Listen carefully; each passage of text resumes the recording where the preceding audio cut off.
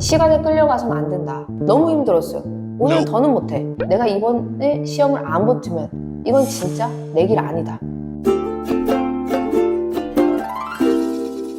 안녕하세요. 세무는 보라의 문보라 세무사입니다. 세무사님은 하루에 공부를 몇 시간씩 하셨어요? 제가 이런 문의를 정말 많이 받아요. 여러분, 공부 시간은 허황된 숫자에 불과해요. 그건 본질이 아닙니다. 오늘 그 시간에 대한 이야기를 해볼까 합니다. 옛날에 커뮤니티나 인터넷이 발달되지 않은 시기에는 사람들이 공부 시간에 지금처럼 집착을 하진 않았어요. 정보 공유가 이렇게 활발히 되다 보니 시험에 합격하신 분들이 12시간에서 14시간 했다더라, 이런 얘기가 계속 돌면서 나도 마치 그 정도 공부를 해야 붙는 것처럼 이렇게 생각을 하기 시작한 거죠. 하지만 본질이 절대 아니다. 우선 제가 시험에 불합격했을 때 공부 패턴에 대해서 설명을 드려보겠습니다. 제 마인드, 고시는 무조건 앉아서 12시간에서 14시간 공부를 해야 한다. 그게 진리라고 믿으니 제가 아침 7시부터 공부를 하기 시작합니다. 밤 11시, 12시까지. 앉아있는 시간이 굉장히 길었죠. 세부적으로 한번 봐볼게요. 제가 그때는 또 아침형 인간이 아니었어요.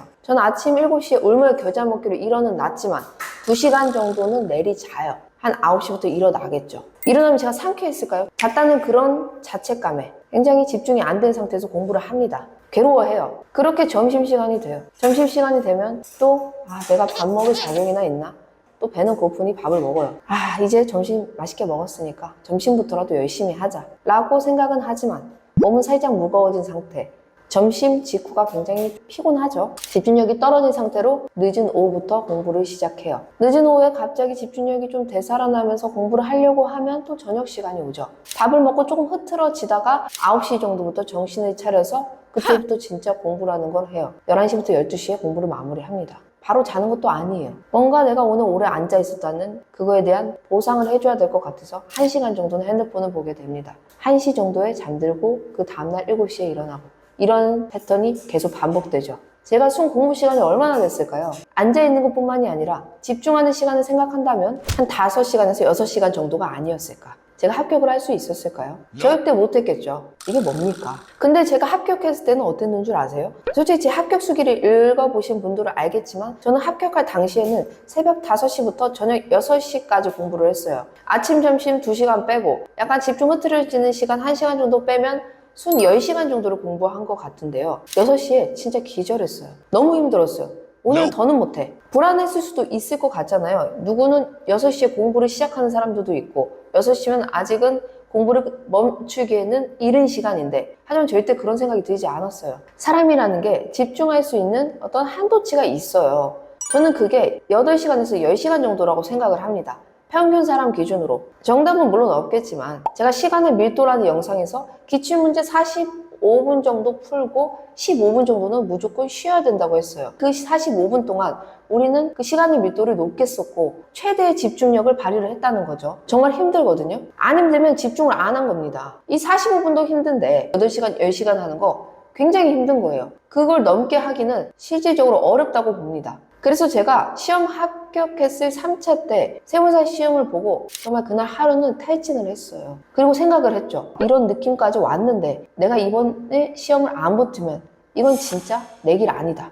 나는 다시 태어나서 시험을 붙어야 한다. 이렇게 생각을 했습니다. 그럼 세무사님이 말하는 절대적인 시간이라는 8시간에서 10시간 정도를 채우면 되나요? 절대적인 시간이 아니고요. 합격할 수 있는 절대적인 양이 필요한 거예요. 절대적인 시간은 본인이 절대적인 양을 채우기 위해 공부를 하면 저절로 채워집니다. 그리고 그 절대적인 시간은 내 정신 상태, 내 체력 상태에 따라 사람마다 다를 수가 있어요. 제가 말씀드린 8시간에서 10시간은 어느 정도 평균 사람들의 시간대를 고려를 한 거고요. 그렇기 때문에 공부를 주도적으로 해야 되는 거예요. 시간에 끌려가선 안 된다. 시간 12시간을 정해놓고 내가 그 시간에 맞춰 공부를 하는 게 아니고요. 내가 할 수 있는 공부의 양을 정한 다음에 그 이후의 문제가 시간이에요. 나에게 맞는 시간, 실제로 어떻게 알 수가 있을까? 우리가 공부 처음 시작하면은 기본기를 모르잖아요. 이 기본기를 알기 위해서 인강이나 오프라인으로 강의를 듣고 복습이 시작하는 단계를 선행을 하겠죠. 이때는 순 공부 시간이라는 게 아직은 의미가 없습니다.